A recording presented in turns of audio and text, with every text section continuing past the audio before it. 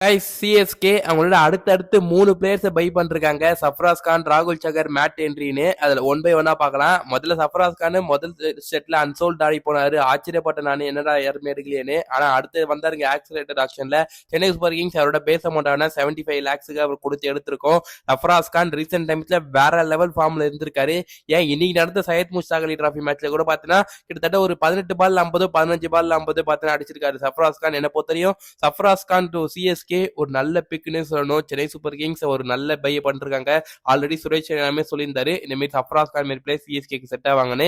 என்ன பொறுத்தவரை இது ஒரு ஒருத்தான பை சொல்லணும். அடுத்ததா பாத்தீங்கன்னா mat Henry guys home coming திரும்பி அகைன் ஆஃப்டர் 12 இயர்ஸ்க்கு அப்புறம் பாத்தீங்கன்னா மேட் ஹென்ரி திருப்பி சிஎஸ்கே விளையாட போறாரு. ஆல்ரெடி சென்னை சூப்பர் கிங்ஸ் விளையாடி இருக்காரு. திருப்பி நம்ம மேட் ஹென்ரிய அவரோட பேஸ் அமௌண்டான 2 கோடி கொடுத்து எடுத்திருக்கோம். மேட் ஹென்ரி பாக்கிறதுக்கு ரொம்பவே ஆர்வமா இருக்கு.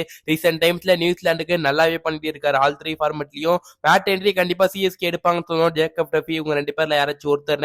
ஆனா மேட் ஹென்ரி சிஎஸ்கே எடுத்திருக்காங்க. அவரோட பேஸ் அமௌண்டான 2 கோடி கொடுத்து. ஸ்டில் மேட் ஹென்ரி பிளேயிங் லெவல்ல விளையாடுவாரா அதெல்லாம் கொஞ்சம் பொறுத்து இருந்துதான் பாக்கணும் கைஸ். அப்கமிங் வீடியோஸ்ல சிஎஸ்கே பிளேயிங் லெவலை பத்தி பார்க்கலாம். Matt Henry as super king ஆயிருக்காரு இப்ப ஆஃப்டர். அதுக்கப்புறம் ராகுல் சகர் உள்ள வந்தாருங்க. இவருமே ஃபர்ஸ்ட் செட்ல பாத்தீங்கன்னா அன்சோல்ட் ஆனார். ராகுல் சகர் யாருமே எடுக்கல கைஸ். நான் ஆல்ரெடி வீடியோல சொன்ன மாதிரி தான் சிஎஸ்கே ஃபர்ஸ்ட் ரபி பிஷ்னாய்க்கு போவாங்க. அவர் அப்படி கிடைக்கலன்னா சிஎஸ்கே அடுத்த ஆப்ஷனா தான் ராகுல் சகர் வருவாங்கன்ற மாதிரி ரபி பிஷ்னாய் ட்ரை பண்ணாங்க, கிடைக்கல. அதுக்கு முன்னாடியே ராகுல் சகர் அன்சோல்ட் ஆயிட்டாரு. ஆனா இப்ப ஆக்சிலேட்டர் ஆக்ஷன்ல அவரை 5.2 crores கொடுத்து சிஎஸ்கே எடுத்திருக்காங்க. ஸ்டீல் பைனே சொல்லுங்க. சேப்பாக் விக்கெட்ல ராகுல் சகர் ஒரு நல்ல பவுலர், நல்லாவே போட முடியும். ராகுல் சகருக்குமே ஒரு ஆசைங்க இந்த சிஎஸ்கே டீம்ல விளையாடணும்னு. அது இப்ப அவருக்கு நிறைவேறி இருக்கு. அவரோட ட்ரீம் பார்த்தீங்கன்னா இப்ப கம் ட்ரூ வந்திருக்கு. அந்த ராகுல் சகர் அஸ் சூப்பர் கிங்கா இருக்காரு. தீபக் சேர் விளையாட்டாரு.